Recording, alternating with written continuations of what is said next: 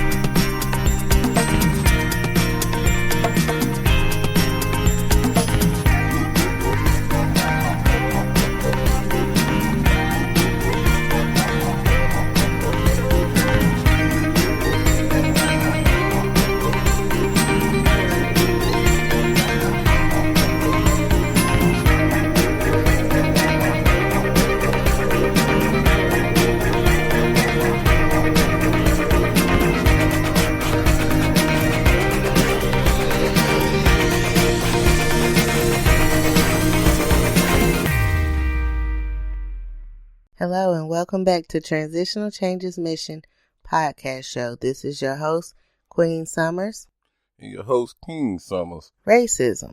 And I was just speaking with the King during break about if you ever wonder why, you have a lot of questions in your mind, maybe going through different situations, trials, but to know where you are right now in life, you have to look at the past and you have to look towards the future. And that's why we're talking about the things that's happened with racism from the beginning all the way up until now. And also, learning about the income gap will bring it all together. So as you sit back and you listen to the King and I want you to really understand that this information is to educate and open your mind. It's not just a local issue. It's not just a statewide issue. It's not just where you live issue in your country. It's a worldwide issue. And we all have suffered from racism at one point or another, wherever we live. Or indiscrimination. Yes, my queen, that's why we are in the past, to get our people and get ourselves caught up to the future. And with that said, we got to understand where we came from and how does it lead up for African Americans to feel like they are being discriminated against here in basically around the globe. And therefore, I'm going to touch up on some more history. So, we was at the point of America being founded. Mm-hmm. Found out that African Americans basically was taking voyages over here way before the Europeans discovered United States, and I feel like a lot of other countries did. South America, you got Mexico, you got Canada, all them places were still here within this land before Europeans came. Then, therefore, they had the Revolution War established. A lot of people don't know that some slaves was granted freedom for fighting in that war with the British to defeat the Spains and the French. Right. For once that war was over, there came the need of strength of building the economy, writing the laws, establishing states, establishing a dream. Right, right. So all that started happening in the 1600s. So with that said, the Europeans, very important town that's needed to be taught about deeply, in depth. A lot of things happen in this Jamestown, yes. Virginia. Yes, in Virginia. That's right. Jamestown, Virginia. In 1619, after the forefathers or the commanders that was taking over America, finding more states to get established, they was making laws or understanding among the nation. The industries of hard labor or things that could produce currency for this country was established in the South, which was mainly cotton. At that time was a big producer in tobacco. Mm-hmm.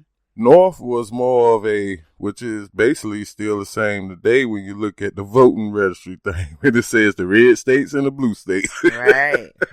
Those blue states basically was the North. The North is mainly like for stockholders. If I try to speed the time up to get you to understand how I'm trying to mix this with the modern, that's like the mind state of people that work in the office. People that's more of mathematically engineering things and basically the architects people. So with that said, the South, after the Revolution War, was establishing labor. Now, I did a topic or touched on a little bit of knowledge that I had learned within Jamestown. There was the Beacon Rebellion that happened in 1619. There was the first 20 Africans that came to America to establish slavery, to get the industries help with the labor. And to me, to say this, it's always about status, quote, about currency and things. So I just said that to say that there was slavery and unpaid workers in the South. And some of those unpaid workers was white men, Caucasians, Europeans.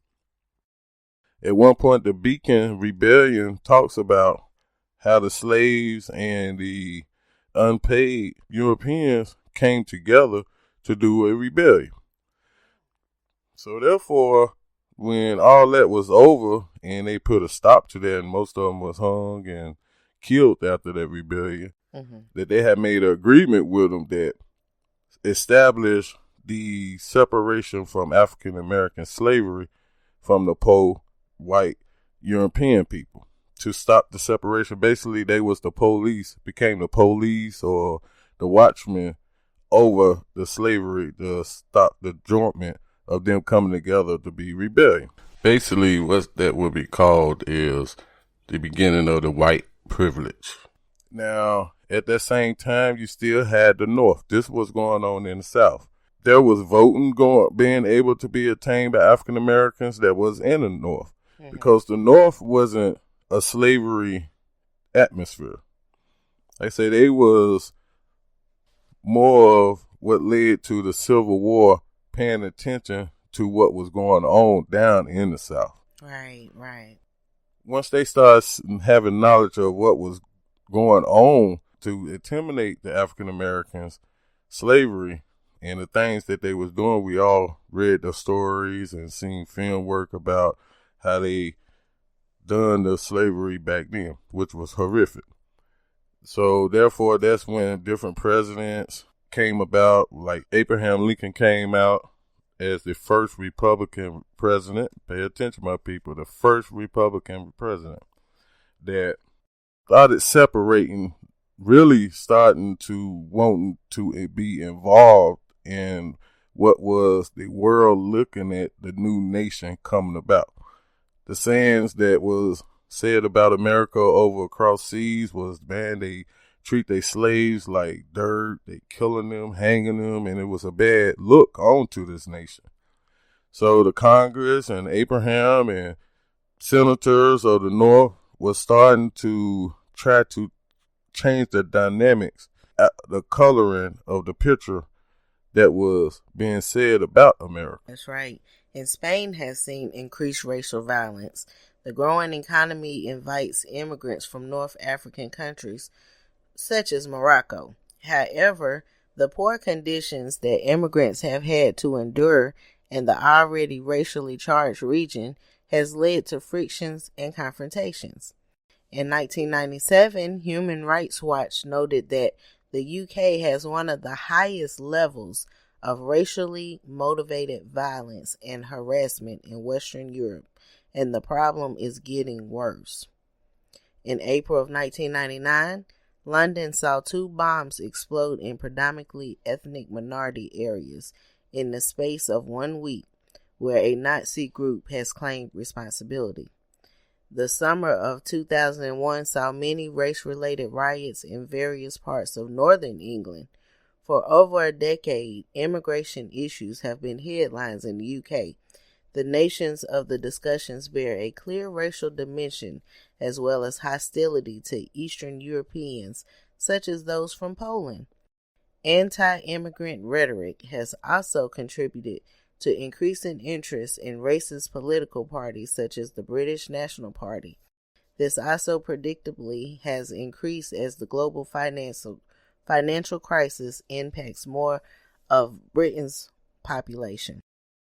Anti-immigration sentiment has also been seen in Switzerland, as the country has repeatedly tightened its asylum policy due to concerns about increasing numbers of illegal migrants.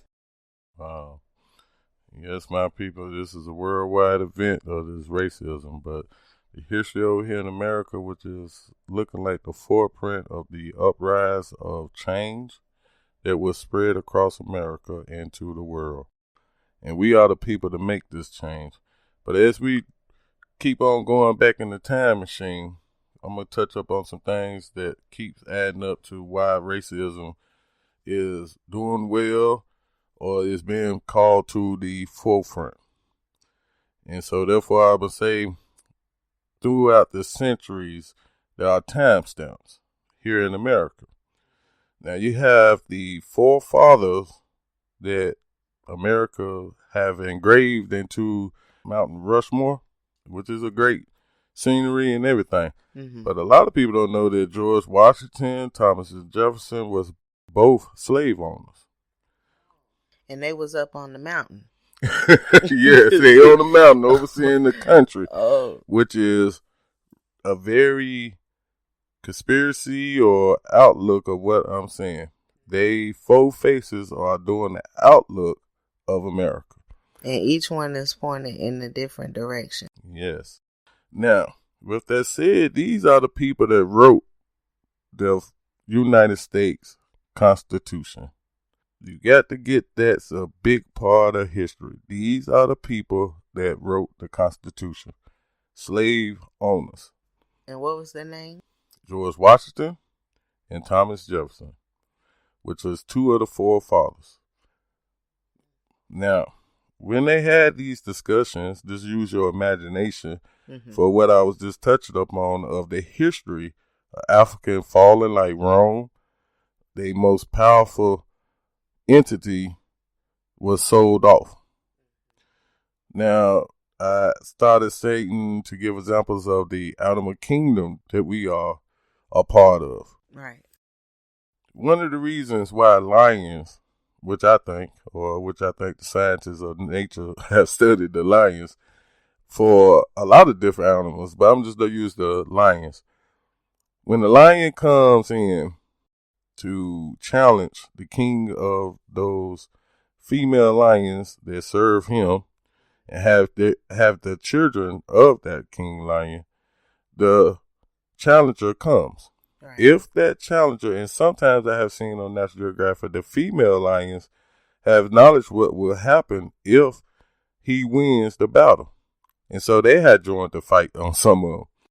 But yet alone, I have seen some battles, which is cruelty for what I'm about to say that happens when that challenger wins. It showed on some shows the female will scatter, or the ones that do stay around, they off-seas of that king that just lost that battle, sometimes it was to the death, will lose their offsprings. So these forefathers, or the two that I'm mainly talking about, were slave owners. They have taken them from their home. They are working. And before we get into that, let's give out the definition to slavery. Relies heavily on the enslavement person being intimidated either by the threat of violence or some other method of abuse. Oh, okay.